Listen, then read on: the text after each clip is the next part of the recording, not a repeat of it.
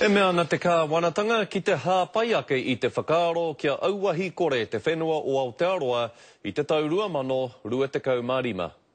Ko te whakapono a Tāriana Tūria, ka tae te aukati te momi tupeka ki roto o Aotearoa, hei tāna te kaumā whāngā tau kei mua te aroro o te motu, hei whakatinana I tēnei whakaaro. 2025 gives people a chance to make the changes. We're talking about a highly addictive substance, and 2025 seems to be a reasonable time to give people the opportunity to give it up.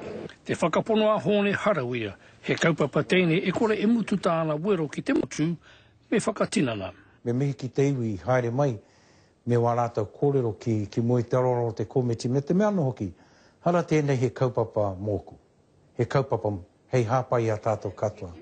Aha ko ngā whakapai a te hunga momi tupeka, he moe anui ho tēnei nā ngā mema pare mata, te whakautu a Tāriana Tūria, ka taea me ona piki, me ona heke. I think any goal is realistic if you have a commitment to doing it. A te tau 2002 te kaumārima, ka mutu rāno te kaipaipa roto o Aotearoa. He wawata nui tērā kei roto I taku ngākau.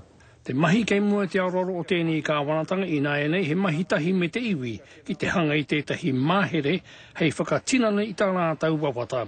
Joe Glenn, Te Karere.